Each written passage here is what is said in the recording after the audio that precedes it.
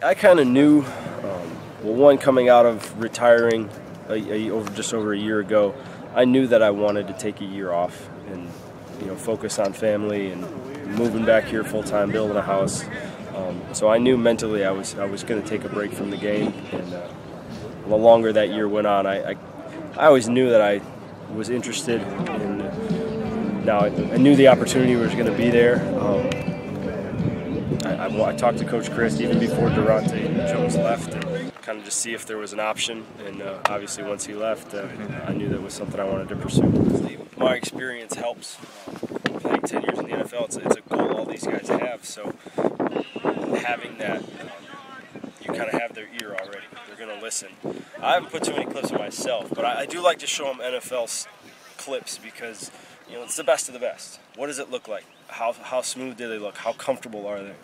It's just trying to get that sort of mentality more so than, you just have to do it like this and you'll be great.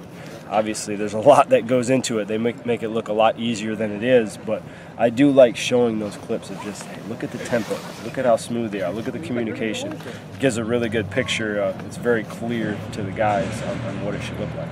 I feel comfortable with a lot. I mean, it's not like we don't have guys that have played.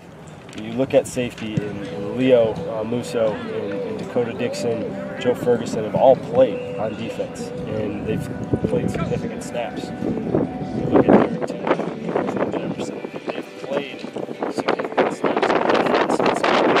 It's a situation where you have a competition where 2 or 3 guys have never seen the field, and you just don't know when the lights are on in front of 80,000 people what they're going to do. They have that experience, and it really is priceless. So I feel very good, and I know the staff, myself, the more I get to know some of these young guys that maybe don't have the game reps, they're coming, and it's really fun to see, and it's going to be fun over spring to see who steps up and kind of takes advantage of their opportunities. Definitely butterflies. You're standing in front of the room rather than sitting in it. It's everything feels different, looks different, but I'm very confident in my coaching ability, my teaching ability. It's just kind of learning everything else that goes along with coaching. Obviously, the building the relationships, and the recruiting, and obviously taking care of academics. So it's all of that stuff. That's more of the transition other than the coaching. The coaching side I feel pretty comfortable with.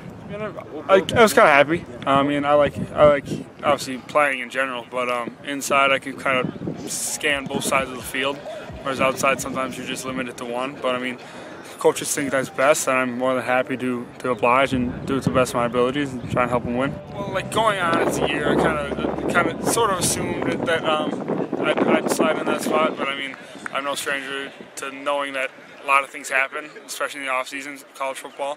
A lot of things can happen, and was I shocked that they kept me inside? No. I'm happy, and just kind of go from there. We're friends, so it's not that awkward or anything like that. We definitely both push each other, and me, him, and TJ kind of got like a 3-man rotation going. We're working both inside spots, so I think either way me and him both will be ready for whatever comes, and whether that's whoever's starting or not, that's a long ways away, but I think we're going to try and do the best thing to help his team win, and if that's splitting reps, then we'll be more than happy to split reps, and if it's having one guy start, then I think the other guy will take that and just kind of run with it. Football is a skill game. Talent helps. Talent gives you a start, but it's not a talent game always. It's a skill game. So if you have a certain amount of talent, that's great. Now that has to translate into the skill of playing football, playing D-line, linebacker, DB. And so, we talk about that all the time. It's not always the fastest guy doesn't always win. Maybe he doesn't track, but in football, you got to know how to play the position.